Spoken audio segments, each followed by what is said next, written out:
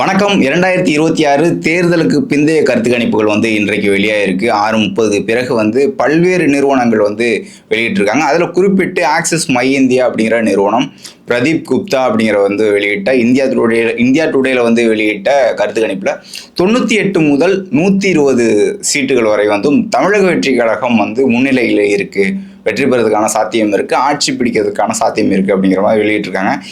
இதை கேட்ட உடனே திமுக அண்டாக்கள், சொம்புக்கள், பத்திரிகையாளர்கள், அரசியல் விமர்சகர்கள பேரில் இருக்கவங்கலாம் கத்தி கதறிக்கிட்டு இருக்காங்க. ஏன்னா 6:30 வெளியிட்ட நிறைய கருத்து கணிப்புகளில் திமுக 120 140 வரைக்கும், 125 169 வரைக்கும் வெற்றி பெற வாய்ப்புகள் இருக்குன்னு 2-3 கருத்து கணிப்புகள் வந்துச்சு. அதே போல் அதிமுக 2 கருத்து கணிப்புகள் அதிமுக வெற்றி பெறும் அப்படிங்கிற மாதிரி கருத்து கணிப்புகள் வந்துச்சு. ஒரு சில கருத்து கணிப்புகள் தான் அந்த தொங்கு சட்டமன்றம் அப்படிங்கிற மாதிரி இருந்துச்சு. இதில் குறிப்பிட்டு நிறைய டிபேட்டுகளில் பேசிக்கிட்டே இருந்தாங்க. நிறைய கருத்து கணிப்புகளில், மற்ற கருத்து கணிப்புகள்லையும் குறைந்தபட்சம் 18 26 வரைக்கும் தாவேகா வெற்றி பெறும், அல்லது 6 இல்லைனா 10 26 வரைக்கும் வெற்றி பெறும், 28 வரைக்கும் வெற்றி பெறும் அப்படிங்கிற கருத்து கணிப்புலாம் இருந்துச்சு.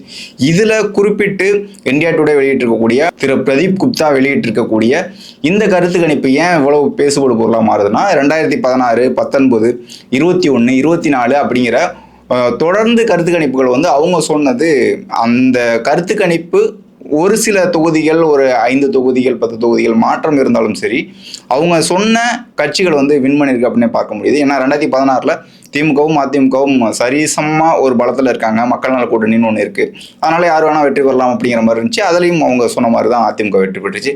2019 இருக்கட்டும், அதில் காங்கிரஸ் திமுகவுக்கு ஆதரவாக இருக்கும்னு சொன்னாங்க, அது நடந்துச்சு. அதே போல் 21 தேர்தலாக இருக்கட்டும், 24 தேர்தலில் முதற்கொண்டு திமுக காங்கிரஸ் 33 37 சீட்டுகள் வெற்றி பெறும் அப்படின்ட்டு அவர் சொல்லியிருந்தார். அதே மாதிரி வெற்றி பெற்று இதன் காரணமாக 26லையும் சரியாக ஓரளவுக்கு கணிச்சிருக்காங்க அப்படின்ட்டு பார்க்க முடியுது. 35% வாக்குகள் தாவேகாவுக்கு வரும், 35% திமுகவுக்கும் வரும், திமுக கூட்டணிக்கும் வரும், 20% மேலே அதிமுக வர்றதுக்கு, அதிமுக கூட்டணி வர்றதுக்கான வாய்ப்புகள் இருக்குன்னு சொல்றாரு. இதுதான் மிகப்பெரிய ஒரு விவாதமாக மாறி இருக்கு. ஏன்னா ஒரு 6:30 மணிலேருந்து ஒரு 8 மணி வரைக்கும், ஏன்னா இந்தியா டுடே ரிலீஸ் பண்ணுறது லேட்டாக தான் இருந்துச்சு. ஏன்னா கேரளா, மேற்குவங்கம் இந்த மாதிரி மற்ற இதெல்லாம் வெளியிட்ட பிறகு தான் தமிழ்நாட்டுக்கு வந்தாங்க. இதனால் அவங்க கொஞ்சம் சந்தோஷமாக இருந்த உடன்பிறப்புகள் ஆக்ரோஷமாயிட்டாங்க. இந்த கருத்து கணிப்பெல்லாம் நம்பலாமா நம்பக்கூடாது அப்படிங்கிற மாதிரி. இதில் முக்கியமாக பார்க்க வேண்டியது திமுக பெரும்பான்மை இந்த 200 வெல்வோம், 200 சொல்லிட்டு இருந்தாங்க, அதெல்லாம் சாத்தியமே இல்லை. அதிகபட்சமாக நீங்கள் திமுகவே வின் பண்ணால் கூட 169 தான், அதுவும் தொடக்கமே 120 தான் அப்படின்னு சொல்கிறாங்க. ஏன்னா 118, 117, 118 எடுத்தால் தான் ஆட்சி பிடிக்க முடியுங்கிற சூழலில் ஒரு 5 தொகுதி குறைஞ்சிச்சுன்னா ஆட்சி பிடிக்க மாட்டாங்க. இப்போ இதுதான் தொங்கு சட்டமன்றம்னு சொன்னது. அதிமுக வழக்கம் போல் கீழே தான் இருக்குது. இந்த கணக்குகளும் கரெக்டாக இருக்கா அப்படிங்கிறது நம்ம தேர்தலுக்கு அப்போ தான் தெரிய வரும். ஏன்னா தேர்தல் வாக்குப்பதிவு நடந்த பிறகே கதறல் சத்தம் அதிகமாக இருக்குது. குழந்தைங்கள்லாம் சொல்லி ஓட்டு போட்டாங்க, ட்ரெஸ்ஸு போட்டு ஒரே ட்ரெஸ் கோட் போட்டு ஓட்டு போடுறாங்க, சின்ன பசங்கள்லாம் ஓட்டு போடுறாங்க, ஐடி கம்பெனியில் இருக்கலாம் ஓட்டு போட்டாங்கலாம், சோத்தில் உப்பு போட்டு திங்கிறானா, அந்த சோறு யார் போட்டது, அந்த உப்பு யார் கொடுத்தது, இதெல்லாம் தெரியுமா அப்படின்னு சில அண்டாக்கள்லாம் கதறினாங்க. பெண்களை தரக்குறைவாக பேச ஆரம்பிச்சிட்டாங்க, மக்களுக்கு எதிராக திமுக கட்சியினர் கதற ஆரம்பிச்சிட்டாங்கன்னே பார்க்க முடியுது. இந்த கருத்து கணிப்பு பொறுத்த வரைக்கும் அவங்க ஒவ்வொரு விஷயமா பார்த்து சாதி வாரியாக அல்லது மதவாரியாக எப்படியெல்லாம் வாக்கு செலுத்திருக்காங்க அப்படிங்கிற மாதிரியும் சொல்லியிருக்காங்க. அதில் குறிப்பிட்டு தாவேகாவிற்கு எஸ்சி எஸ்டி மக்களோட வாக்கு சதவீதம் 40லிருந்து, அதாவது 20% 1 அப்படிங்கிறது அந்த எஸ்சி எஸ்டியோட 21% இருக்கு. அதில் 42%, 47% எஸ்டி மக்களும் வாக்கு செலுத்திருக்காங்கன்னு சொல்கிறாங்க. அதுமாதிரி ஓபிசி எம்பிசி மக்கள் 36% வாக்குகள் செலுத்தியிருக்காங்கன்னு சொல்கிறாங்க. முஸ்லீம்ஸ் 25% தாவேகாவிற்கு வாக்கு செலுத்தியிருக்காங்க அப்படின்னு சொல்கிறாங்க. அதே போல் கிறிஸ்டியன்ஸ் 31% சொல்லியிருக்காங்க. பிராமின்ஸ் 20% வாக்கு செலுத்தியிருக்கிறதா சொல்லியிருக்கு இந்த ஆக்சிஸ் மை இந்தியா நிறுவனம் வெளியிட்டிருக்காங்க. Vote share wise 35 DMK 35, TVK 35, அதே போல் 23% ஏடிஎம்கே, என்டிகே 3% சொல்லியிருக்காங்க, அதர்ஸ் 4% சொல்லியிருக்காங்க. இது நீங்கள் நோட்டாவாக இருக்கலாம், மற்ற கட்சிகள் வாங்கக்கூடிய வாக்குகளாக இருக்கட்டும்.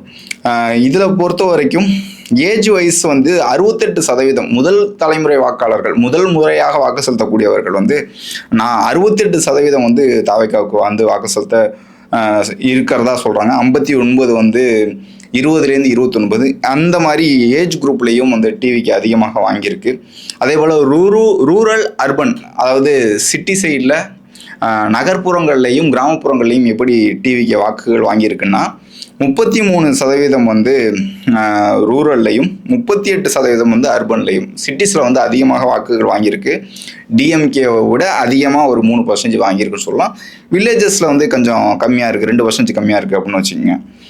அதே போல் வேலை இல்லாதவர்கள், மாணவர்கள், வேலை இருக்கக்கூடியவர்கள், விவசாயிகள் அப்படின்னு சொல்லும்போது அதுலேயும் தாவேக்காவிற்கு எல்லாமே க்ரீனில் ப்ளஸ்ஸாக தான் இருக்குது. நீங்கள் அந்த போலை போய் பார்த்தீங்கன்னா தெரியும். ஆக்சஸ் மை இந்தியாவில் வந்து அவங்க வெளியிட்டிருக்கக்கூடிய போலில் ஜெண்டர் வைஸ் பார்த்தீங்கன்னா மேல் ஃபீமேல் 36% வந்து டிஎம்கே பொறுத்தவரை 36% ஆண்கள் வாக்கு செலுத்துறாங்க, 34% வந்து பெண்கள் வாக்கு செலுத்திருக்காங்க.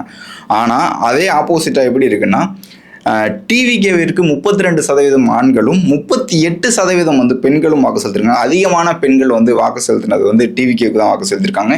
இளைஞர்களும் அதிகமாக வாக்கு செலுத்தினது வந்து இளைஞர்கள் நமக்கு தான் வாக்கு செலுத்திருக்காங்க. அதையும் பார்த்துங்க. அதே போல் யார் வந்து முதல்வராக வரணும் அப்படிங்கிற ஒரு கேள்வியில் கேட்கும்போது எம்கே ஸ்டாலின் 35%, விஜய் அவர்கள் 37%, எடப்பாடி பழனிசாமி 22% இருக்காங்க. அதில் சீமான் 3%, அண்ணாமலை 2%, அதர்ஸ் வந்து 1%. இப்போ வந்து ஸ்டாலின் அவர்களை சமீபத்தில் ஸ்டாலின் அவர்களை தாண்டி விஜய் அவர்கள் வந்து முதலமைச்சராக வரணும் அப்படிங்கிறத வந்து அணித்தரமாக மக்கள் வந்து சொல்லியிருக்காங்க. ஓட்டு போட்ட பிறகு சொல்லக்கூடிய கருத்து கணிப்புகள். கேஸ்ட் வைஸ் பார்த்தீங்கன்னா 1 இயர் பர்சன்டேஜ் எவ்வளோ இருக்குது, அதே போல் நாடார் அப்படிங்கிற கம்யூனிட்டி வந்து எவ்வளோ ஓட்டு போட்டிருக்காங்க, வெள்ளாளர் கவுண்டர், முக்குளத்தூர், முத்துராஜா, இப்படி எந்த கால்குலேஷன் கொடுத்துருக்காங்க. அதுலேயும் டிவிக்கு எந்த அளவுக்கு வாக்கு வாங்கியிருக்குன்னு சொல்லியிருக்காங்க. அதே போல் இந்த சீட்டுகள் வரும்போது 92லேருந்து 110 வரைக்கும் தான், அதாவது தோற்கும் திமுக அப்படின்னு சொல்லியிருக்காங்க. இந்த கருத்து கணிப்பில் முன்னிலையில் பார்க்கும்போது 110 சீட்டுகள் தான் வந்து திமுக, காங்கிரஸ், தேமுதிக, விசிக, சிபிஎம், சிபிஐ இந்த கட்சிகள்லாம் வந்து 25+ ஒரு 20+ கட்சிகள் இருந்துச்சுல, அது வந்து 92லேருந்து 110 வரைக்கும் தான் வர வாய்ப்புகள் இருக்குன்னு சொல்லியிருக்காங்க. 35% தான் வந்திருக்குன்னு சொல்லியிருக்காங்க. அதே மாதிரி அது வந்து அலைன்ஸ் கூட்டணி. டிவிக்கே பொறுத்த வரைக்கும் 98லேருந்து 120 சீட்டுகள் வந்து முன்னிலையில் இருக்காங்க, வெற்றி வாய்ப்பு இருக்குது அப்படிங்கிற மாதிரி சொல்லியிருக்காங்க. அது வந்து தனித்தே இருக்குது அப்படிங்கிற மாதிரி சொல்லியிருக்காங்க. ஏடிஎம்கேவை பொறுத்த வரைக்கும் 22லேருந்து 32 சீட்டுகள் வந்து வெற்றி பெற வாய்ப்புகள் இருக்குன்னு சொல்கிறாங்க. 23% ஓட்டுகள் சொல்கிறாங்க. என்டிகேவை பொறுத்த வரைக்கும் சீட்டுகள் எதுவுமே அவங்க கொடுக்கல, 3% ஓட்டு சொல்லியிருக்காங்க. இப்போது நம்ம இந்த வீடியோவில் நம்ம தெரிஞ்சுக்க வேண்டிய விஷயம் வந்து தமிழக வெற்றி கழகத்தை பொறுத்த வரைக்கும் 1,80,00,000 வாக்குகளை கடந்து 2 கோடி வாக்குகளை கடந்து 2,10,00,000 அப்படிங்கிறத கடந்துட்டாவே 2 கோடி வாக்குகளை கடந்துட்டாவே கண்டிப்பாக தாவேக்கு ஆட்சி பிடிக்கும் அப்படிங்கிறதுல வந்து எந்த ஒரு மாற்று கருத்துமே இல்லை. அதற்கான சாத்தியம் இருக்குது அப்படின்னு தான் தெரிய வருது. ஏன்னா பெண்களாக இருக்கட்டும், குழந்தைகள் வந்து வாக்கு கேட்டாங்களே, அதனால் வந்து வாக்கு செலுத்திருக்கே அப்படின்ட்டு கதறாங்க. பாண்டியவர்கள்லாம் பேசும்போது பாண்டியவர்கள் இந்த மாதிரியான வார்த்தைகள்லாம் பயன்படுத்துவாரா அப்படிங்கிற மாதிரியான ஒரு ஒரு ஒரு கலக்கம் கூட ஏற்படுதுன்னே பார்த்துங்களேன். ஏன்னா அந்தளவுக்கு மன வருத்தத்தில் இருக்காங்க. எல்லாருக்குமே இருக்குது. ஏடிஎம்கே ஆதரவாளர்களாக இருக்கட்டும், டிஎம்கே ஆதரவாளர்களும் எல்லாருக்குமே இருக்குது. குழந்தைகளை வச்சு வாக்கு கேட்டாங்க அப்படின்ட்டு குழந்தைகள் வாக்கு செலுத்த வச்சுருக்காங்க. அவங்களும் அந்த ட்ரெஸ் கோடில் வந்திருக்காங்க. பெண்கள் வாக்கு செலுத்திருக்காங்க. அவங்களும் மஞ்சள் புடவை, சிகப்பு அந்த மாதிரி கட்டிட்டு வந்து ஓட்டு போட்டிருக்காங்க. இளைஞர்கள் இந்த ட்ரெஸ் கோடில் வந்திருக்காங்க அப்படிங்கிறது கேட்குற பக்கமெல்லாம் விசில்.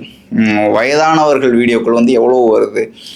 என் பேரன் பேத்தி கேட்டதுனால ஓட்டு போட்டேன், என் பிள்ளை கேட்டதுனால ஓட்டு போட்டேன். அரசு அதிகாரிகள், காவல்துறையினர் எவ்வளோ ஓட்டு போட்டிருக்காங்க நம்ம நேரடியாக பார்க்க முடியுது. நம்ம நேரடியாக ஒரு சில தொகுதிகளில் வந்து வேலை பார்த்ததுனால அந்த தொகுதிகளில் சென்னையை பொறுத்த வரைக்கும் எந்தளவுக்கு ஒரு வரவேற்பு இருந்துச்சுன்னு நம்ம நேரடியாகவும் பார்க்க முடிஞ்சிச்சு.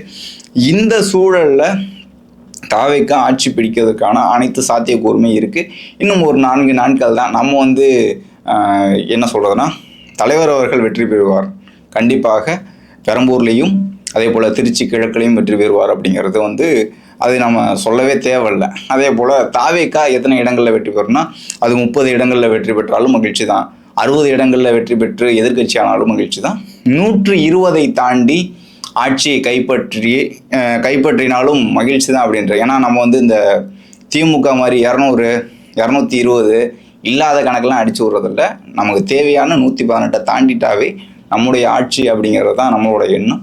கண்டிப்பாக மக்கள் அரசியல் செய்யக்கூடிய தமிழக வெற்றி கழகம் வந்து எந்த நிலையில் மக்கள் வந்து ஆதரவு கொடுத்தாலும் அதற்காக மக்களுக்கு உழைக்க தயாராக இருக்கு அப்படின்னு தான் பார்க்க முடியுது.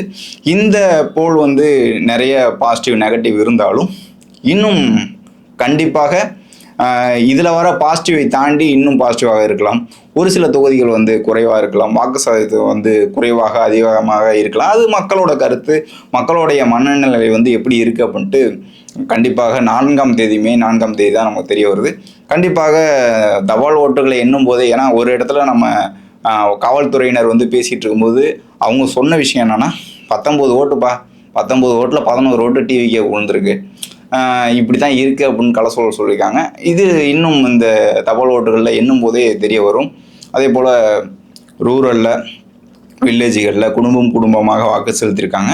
ஒரு சில இடங்களில் அவங்களுக்கு வாக்கே இல்லைன்னு சொல்ல முடியாதுல்ல, ஏடிஎம்கே டிஎம்கேக்கு வாக்குகள் இருக்குது, அவங்களும் வாங்க தான் போகிறாங்க. நமக்கு வந்து அண்டாக்கள் மாதிரி அடித்து விட்றதெல்லாம் இல்லை, என்ன வந்தாலும் நம்ம ஏற்றுக்க போகிறோம், வெற்றி உறுதி அப்படிங்கிறது நமக்கு தெரிய வருது. இந்த மாதிரியான கருத்து கணிப்புகள் இன்னும் 4 நாட்கள் அவங்களை தூங்க விடாமல் பண்ண போது இன்னும் என்னென்ன கதற போகிறாங்க, மக்களை எந்த அளவுக்கு கொச்சப்படுத்த போகிறாங்கன்றது தான் நமக்கு ஒரு வருத்தமாக இருக்குது. பார்ப்போம். கண்டிப்பாக தேர்தல் அன்றைக்கு வந்து நம்ம லைவும் பண்ணுவோம். மக்களுடைய தீர்ப்பு எப்படி இருந்துச்சுன்ட்டு ஏற்றுக்க போகிறோம். தலைவர் அவர்கள் கண்டிப்பாக முதல்வர் ஆவார் அப்படிங்கிற ஒரு எண்ணத்திலையும் ஒரு நோக்கத்திலையும் தான் நம்ம பயணிச்சுக்கிட்டு இருக்கோம். கண்டிப்பாக 2026 டிவிக்கே தான், விஜய் அவர்கள் தான் சிஎம் அப்படிங்கிறது யாராலும் அசைக்க முடியாது. கருத்து கணிப்புகள் இன்னும் பாசிட்டிவாக அமையும் அப்படின்ட்டு எதிர்பார்ப்போட இந்த வீடியோ முடிச்சுக்கிறேன். நன்றி.